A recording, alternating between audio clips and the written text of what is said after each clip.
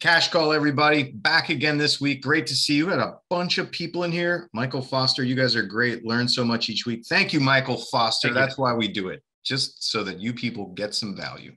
We've got almost 50 people on the live, and we are now live on in the Smart Inside Sales Facebook group. So great to see everybody. Alex Montalvo, of course, our biggest fan. You know what, Brian, we need to create a #1 cash call fan, like maybe hat or something, and you get to wear that, right? If you show up the most and you comment the most, you get to wear the hat, and we'll bring you on live and, I don't know, talk about you. I love it. Yeah, we're working on this stuff. That's why we have administrative help, because Dale and I come up with ideas and they never get executed without administrative help, right? Right.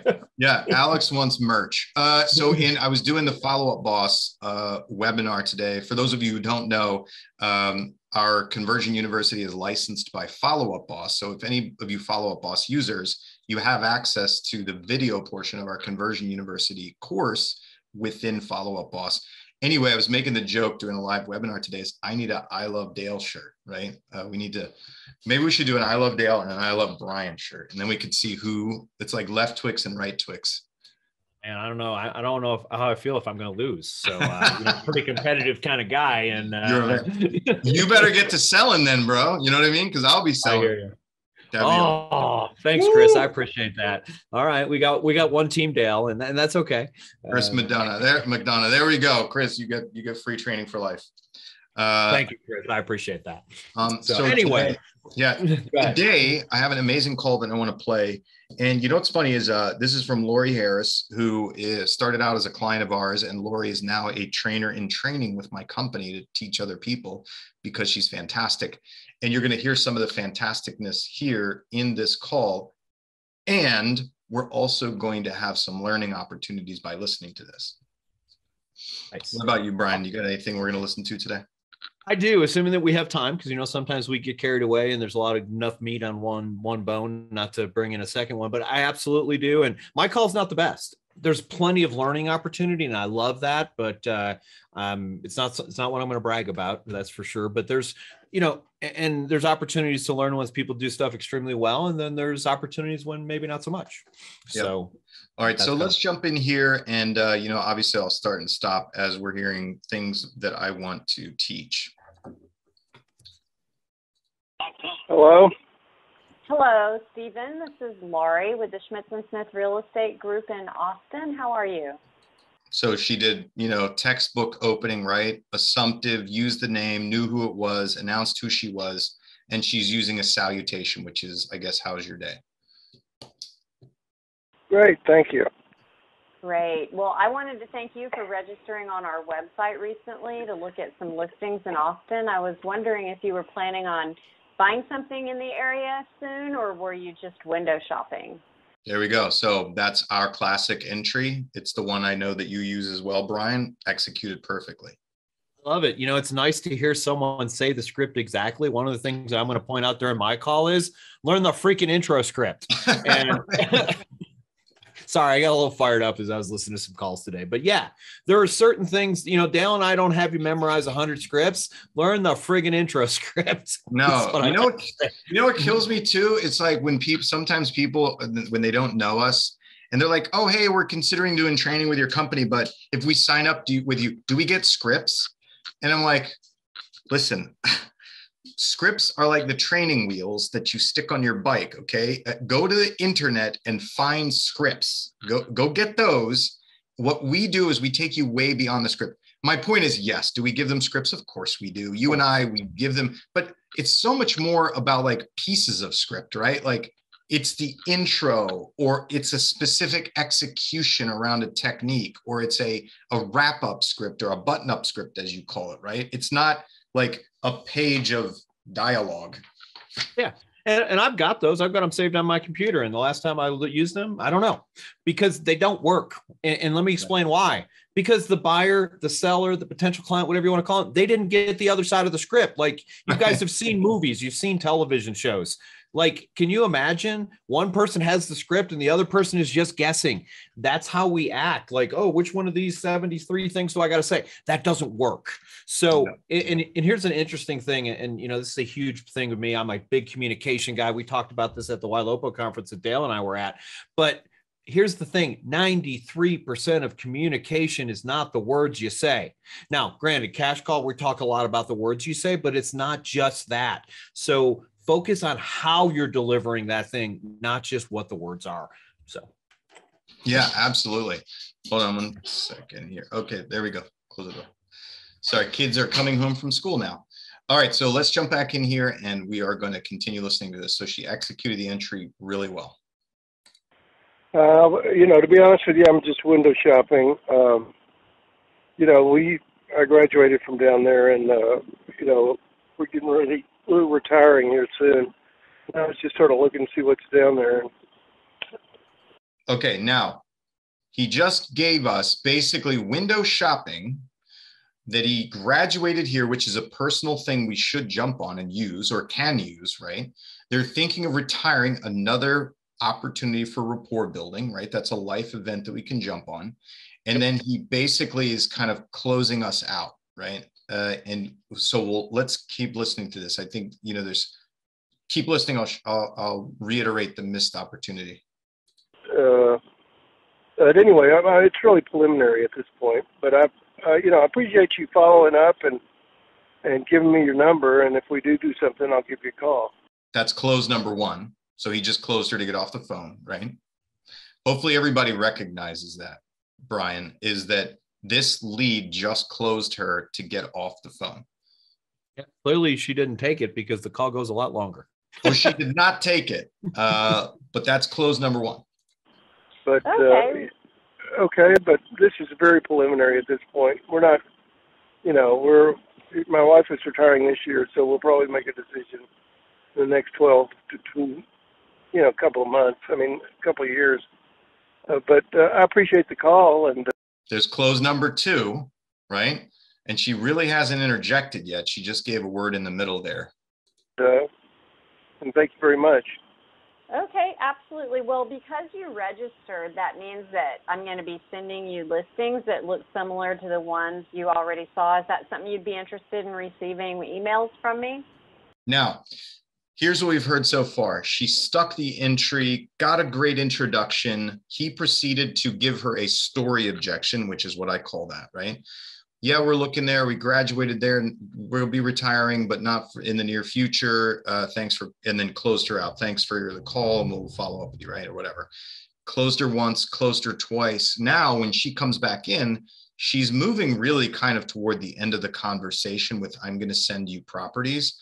Here's what I would suggest, Brian, is that over here, after that first closeout, if you hear, thanks for calling us, we'll follow up with you, you need to acknowledge it. This is what best practice I think would be for her. Acknowledge where he is. Hey, I hear you guys aren't ready to buy. It sounds like you got a lot of planning ahead of you and not even really ready to make any decisions at all. I totally get that. And that's not why I'm giving you a call or why we're talking right now. Okay, so now I've taken your closeout. I've said, I hear you. We're on the same page. I'm decreasing the impending doom of me trying to sell you something, right? The tension, the walls, we're bringing those down.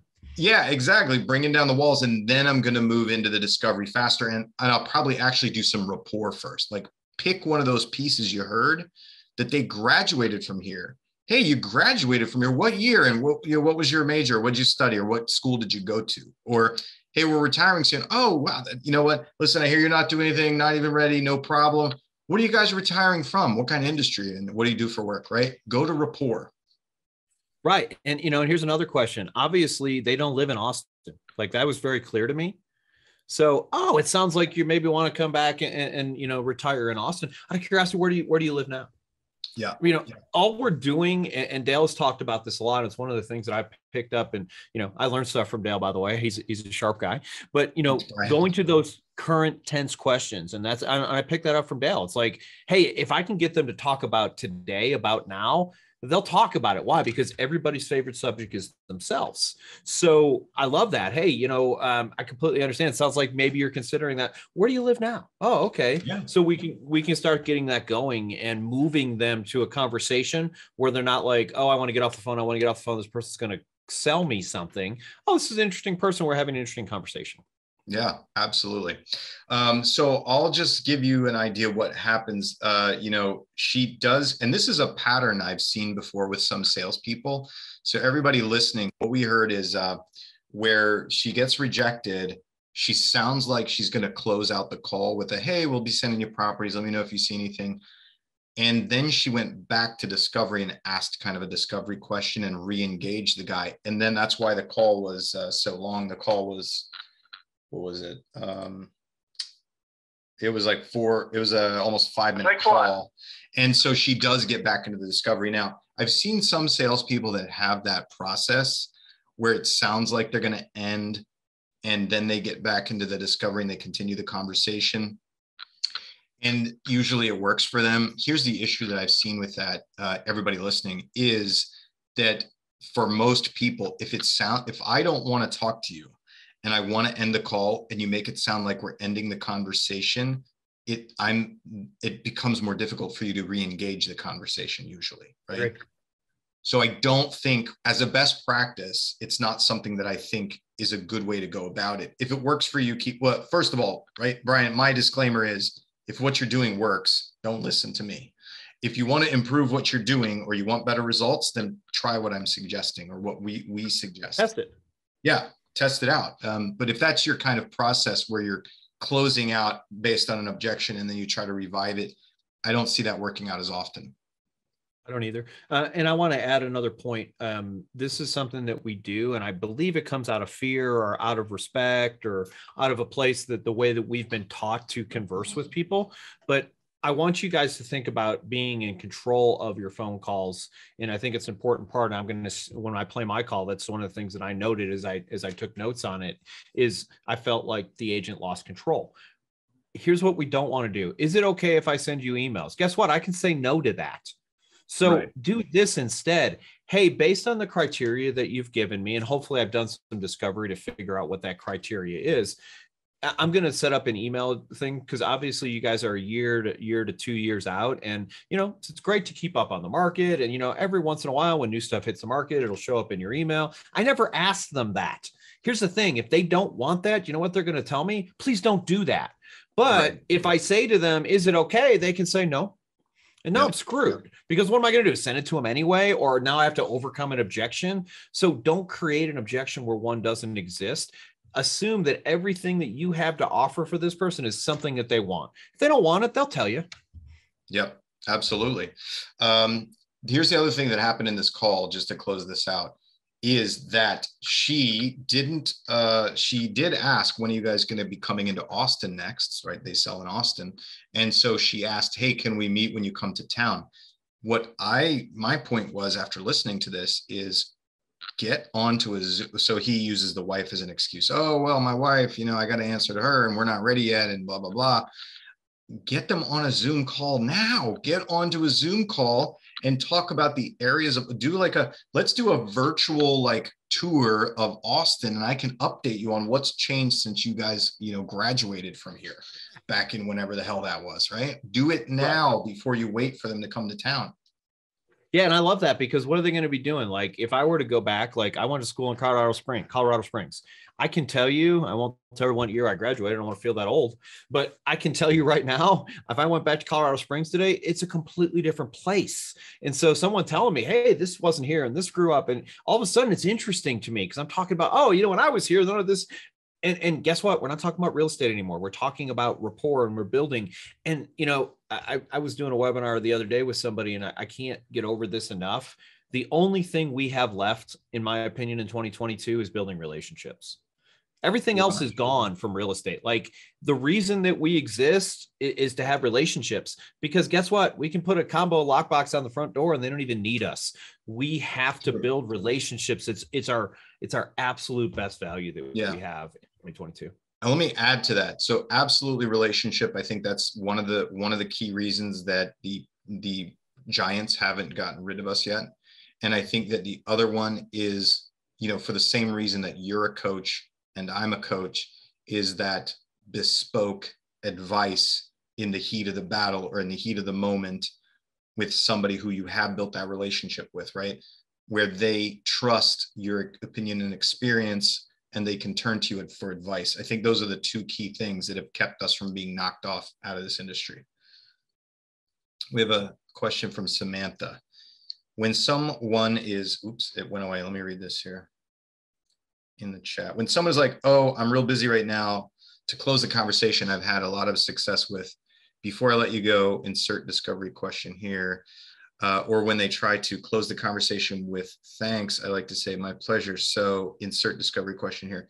Yeah, absolutely. And what I would also say is that if you also acknowledge, right? So if they say, you know what, I'm really busy right now, then I would acknowledge that they're really busy. Hey, got it. I understand you're busy, not trying to waste any of your time. That's an acknowledgement. Then stick your question in there rather than just going straight to the question.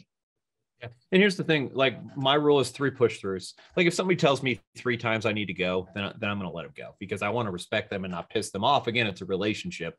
Can you imagine talking to someone who's your friend? They're like, keep going, keep going. I'm like, hey, I got to go, so we want to respect it, but understand usually especially the first push through is just to try and get you off the phone. So, it's not always going to work, but here's the thing. You'll have more success being more aggressive than less aggressive. Yeah. Absolutely.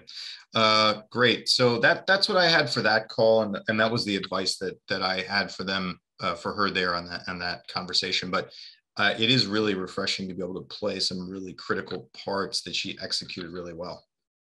Cool.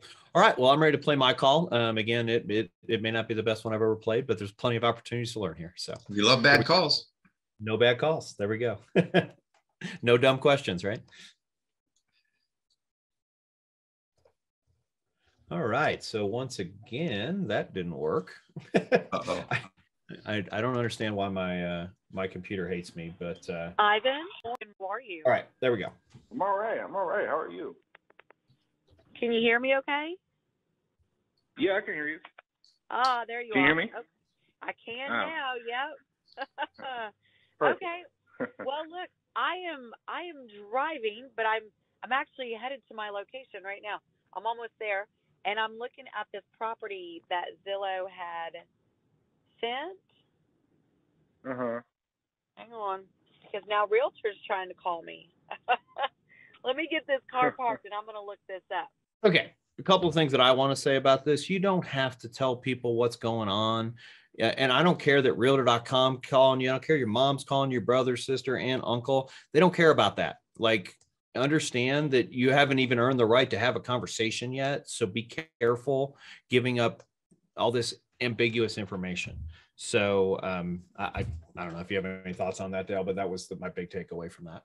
Yeah, I really don't think it's necessary. I mean, if what you're trying to do is going to cause a pause in your ability to focus and or conduct the conversation, like what she said is, I'm driving, let me pull over. Like she could have just shortened it up. Like if it's going to impact my ability to like have a good conversation. Oh, hold on. I like got my kids here. Let me put them in the thing and then I can talk to you. I think it's okay to do that. If you can conduct the conversation, like if you're just driving down an empty road and all you need to do is pull over or pull into a parking lot, you don't need to say all that stuff. Just do it. Yeah, absolutely. They don't need a play-by-play of what you're doing. Yeah. Okay. Okay, so I have 930 South Arkansas Street. Is that correct? Yeah. Yes, that's right. Okay, all right. So tell me, just while I'm getting to my little location here and I can stop, tell me what questions do you have about this property? Nope. So Dale and I have talked about this. This is the Zillow call, by the way.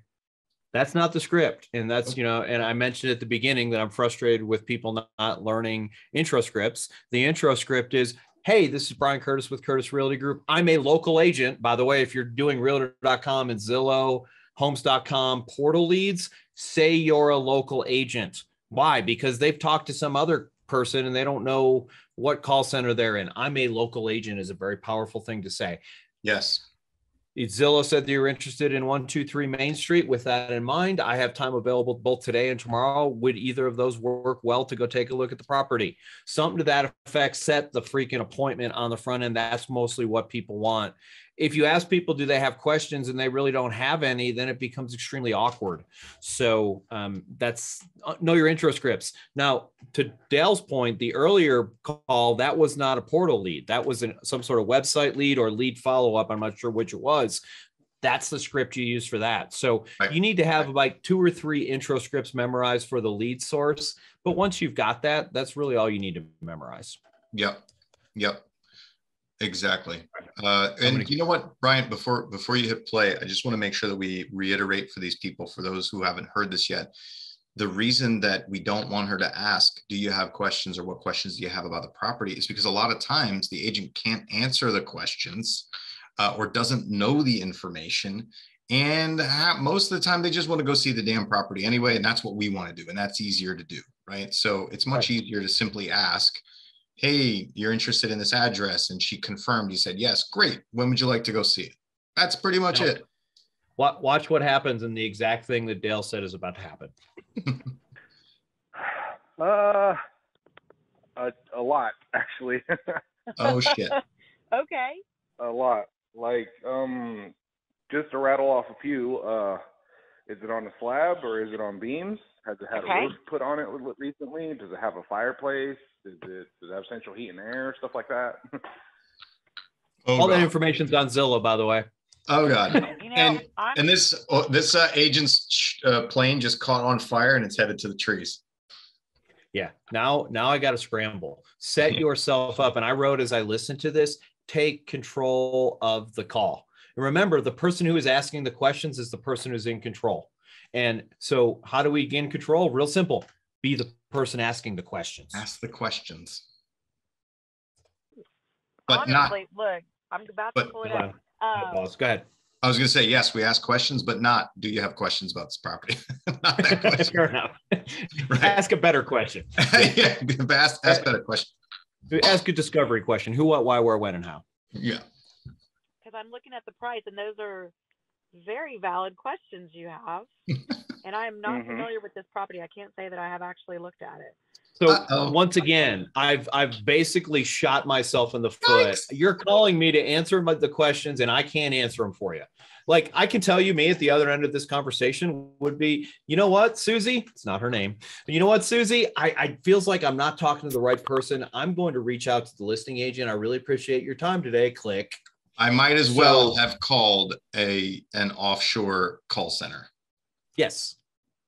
So, you know, one of the advantages of being a local real estate agent is I have local real estate knowledge. So, and by the way, I'm not saying it's, again, it comes back to this. We talk about this a lot. You're not going to, if someone asks you if you're the listing agent, don't lie. We're not saying say, yes, I'm the listing agent when you're not, but don't.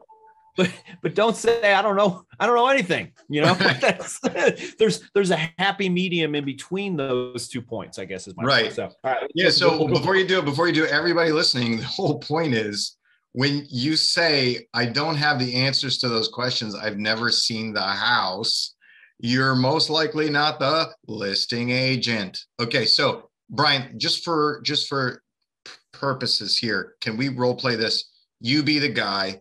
And I'm going to ask a dumb question, which is, what questions do you have about this property? And you're going to ask me all these questions. And I'm just going to show you a more graceful way to get around this without saying, I don't know, and I've never seen the property. Okay. Perfect. So Brian, I'm going to ask a bad question. We don't do this, everybody. This is just for demonstration purposes. Brian, what questions do you have about the property? I've got like 6 or 7. So is it on a slab? How big is the lot? What's the age of the roof? Is there central heat and air, and does it have a fireplace? Got it, Brian. All those are very, very important questions. And it sounds like you're pretty dialed in on what you're looking for. How long have you been looking? 6 months, whatever. It doesn't matter. 6 months. Yeah. Okay. Yeah. 6 months. Yeah. Did I say shit about, I don't know the answers? I've never seen that property. No, I just went like a greased pig right around that and asked you an important question I need to know. Pivot is what we call it, right? Pivot. Yep.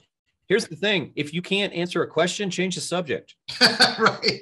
Well, and I mean, let's not ignore people. No, we're teaching politics here, Brian, is what we're teaching. You need to be a goddamn politician. If you can't answer the question, change the question. To some extent, you're right. Now, again, we're not suggesting that you lie to people or be unethical. It's just, we're going to get that data anyway. At the end of the day, let's find a way to change the subject so we can talk about what take control of the call. So, yeah. Oscar has a question here. Oscar Montalvo. The Montalvo brothers. We're going to send you guys a bill in the mail. They are our biggest cash call fans. Oscar asks, would it be better if we say something like, it sounds like it would be a good idea if we set up a time to go see the home. Are you available today, or is tomorrow better? I think that could also be a solution as well, Oscar. I think it depends on, it's very situational. If the person directed you to, like, I have questions about the property first, what you said won't work because they've already basically denied going to look at it and predicated it on the questions. Or, the way that this guy delivered his questions, we may or may not be able to just quickly move him to go see it. And so sometimes you can do it. What I did would help to get you back into discovery mode and create some rapport. And then once we have some rapport, it would be easier to push him to go see it without getting his questions answered potentially. Yeah. And if you guys remember at the beginning of this conversation, what the agent said is, do you have any questions? So she opened this door. Right. Yeah, I got 7 questions that you are not going to be able to answer. Okay, maybe that's not the best approach. If you use Oscar's, I was going to say Alex, but they're brothers. If you use Oscar's question on the front end, which is one of the things that Dale and I said, hey, perfect. It's not, you're interested in 123 Main Street. When would you like to see it? I have time available today or tomorrow, which works better for you. If you would have done that question on the front end, it would have solved this problem of having to answer all these gazillion questions in between without doing discovery. Yeah, exactly. So I want to see how does she pull this out of the trees? I want to see this. Eventually she sets an appointment. We're probably not going to get there. It's an 8-minute phone call, but let's listen to a couple other things that there's opportunity to learn here. And then, we'll button up. So, okay. Let's see. Yeah, no, I haven't been out there. Hang on. We have so many, houses and rentals and whatnot that pop up and disappear within days' time. Like, we can't even get to them. Within hours. Right? Oh, it's so frustrating. Yes, I've been. My wife and I have been trying to find a house for over a year now, and no luck. Really? Okay. Well, while I'm pulling this up, tell me a little bit. Like, you've been searching. Are you local now? You're in town? Yes. I live here in Bentonville. Oh my gosh. Okay. Yeah, it is definitely frustrating. I live in Bentonville. I work in Rogers. So here's the thing I want to say. She tried to ask the discovery question of what has the issue been? Why haven't you been able to find a house? And she did a thing that a lot of salespeople do. She answered her own question before the lead was able to, the client was able to, and we never got to it. Like, guys, you hear me say this all the time. A lead discovery question, a call like this is a puzzle. And guess what? You've got to ask the questions and you've got to look for those points. So in my opinion, here's a better question. Hey, I don't remember the guy's name. That's not good, by the way. Hey, Bob, out of curiosity, you mentioned that you haven't been able to find a house for a year. Can you tell me about that? What has been the thing it's not been able to, that you haven't been able to find a house? Oh, we've written a bunch of offers, or every time we go to write an offer, the house is already sold. We don't know what that is. So here's the thing. Everything in sales is about solving a problem, right, Dale? Like that's the only thing we're doing in sales. We have to either create a problem so we can solve it, or determine what the problem is so that we can solve it. We still don't know what the problem is. I don't know why this guy can't buy a house. Is it because he wrote offers at asking price? Is it because he's, got no cash? I don't know what that problem is. And that's where we've got to get, because I can say, hey, by the way, my team, we've been suffering through a lot of this too, but one of the things that we've done is we've come up with some strategies that help people win those offers. And when we meet in person, I'll go over with what those are. And, we can tell you why we close a higher percentage of properties than anybody else in the market. Now, obviously, if that's not you, don't say that last part, but we have a strategy. We know how to do this. We focused on helping people buy houses in this market that's much more challenging. Yeah. We've got to come up with some benefit to work with me, not just say, holy crap, that sucks. Because I know. Now I'm just another guy who can't help you. Yeah, you're right. It really sucks in this market. We're all screwed. Right. That is not going to push you forward. So I know we're kind of over already, so I'm not going to play any more of that. But ultimately, we have to focus on what is the problem. And of course, if you don't know what the problem is, you need to do better discovery. And then once someone tells you what the problem is, it's okay to empathize, but come up with a solution. Yeah. Because otherwise I can just work with the other guy who popped the lock for me, right? So did she try to close them for working with your team, or what you guys do? She eventually got to the point where, we go back and forth. We have a whole bunch of conversation, in my opinion, that's not worth a flip. And then eventually we do set the appointment. He's going to go see it tomorrow at 10:30. So we are actually going to go see it. But I will tell you this, as I listened through that too. Oh, by the way, there's all these appointments, Why are we talking about this stuff? One of the things that I feel like salespeople are doing more today than ever before is feeling the need to fill the space. Yeah. In other words, I've got to keep talking to you. I've got to keep talking to you. Stop, flip it on its head, ask more questions, let them do all the talking. When somebody say, oh, that's interesting, tell me more about that. Oh, I appreciate that. What happened there? Like, it's all about going deeper. Eric Hatch said this on a panel that you and I are with, and I've been saying this for years also. Go deep, not wide. I don't need to know your entire life story. I want to go deep on why you're struggling with purchasing a house. It's taken a year and you still don't have a house. Yeah. Somebody has to help this person. What about agent? Was this guy working with an agent, or has an agent, or We never got to it, to be honest. Okay. And it is what it is. So, and again, to me, when someone says I've been struggling for a year, oh, so it sounds like you've probably looked at a couple of houses. Out of curiosity, are you committed to an agent? Or out of curiosity, how are you seeing those houses? Some kind of question that gives me discovery. Oh yeah, I've got an agent. I plan on seeing this house with them tomorrow. Oh crap, Yeah. So that's something that's coming up more and more often now, is frustrated buyers who are losing out on transactions, potentially cheating on their existing agent, right? And, that's something that we also have to deal with. So you kind of have to be on guard for that. You have to, be on guard for it, because personally, sometimes there's a good opportunity to help somebody. Sometimes it's really they were using a good agent, and it's a factor of the market that they aren't willing to get over yet. So you need to be able to sniff that kind of stuff out, but also be able to value pitch your company, like what you just said, Brian. She would need to be able to articulate that value and see if there's an opportunity there to take that person further and get them a house. Yeah. And again, the whole key to this is asking enough questions to understand. Like, I don't know why this guy hasn't been able to buy a house. He didn't tell us that. He's got a 350 credit score. Oh, or literally he's got no money for a down payment, and champagne taste and beer budget, or insists on coming in below asking price on every house and won't waive things. Like, he could be a problem child.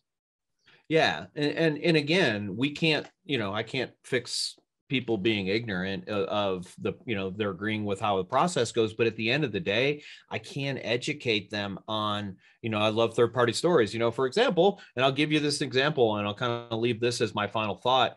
We actually had an agent the agent didn't pay it. The buyer paid the seller's closing costs. That was what got them the deal. It's interesting. That's nice. What we're starting to see. And instead of offering $15,000 higher, they just said the buyer will pay seller's closing costs up to $15,000. So they capped it because be careful. Remember this, commission is a closing cost for a seller. So don't think you're paying $3,000 and no, you're going to pay that plus, 3, 4, 5, 7%, whatever the listing is, but it's a great opportunity to be different. And then another thing that I've seen recently is on offers is, if you accept our offer by such and such a date, we will pay you an additional $5,000 over our offer. And there we here's go. the thing. I like that really idea. Yeah, but let me ask you this, Dale, is that really better? No, but is it different? Yep. It is. Yeah. And it's creating an artificial pressure. Now, honestly, if I was writing that offer and 2 days later that had expired and they came back to me and said, would you still buy it at that price? I would say, heck yes. But I'm trying to create an opportunity. Sign it. Yeah. So remember, when you're writing offers, sometimes different is just better. Absolutely. Yeah. It's like marketing. Do you know what I mean? Yeah. Okay. Carolyn Cooper, I always work into a Zillow call. How long has the person been looking for a new home? Yep. Good question asked. All right, everybody, we are out of time. Sorry, we're at the end of your dose of cash call for this week. You're going to have to suffer through until next Wednesday. I wish you the best. And thanks for showing up. Appreciate it, everybody. And we'll see you next Wednesday.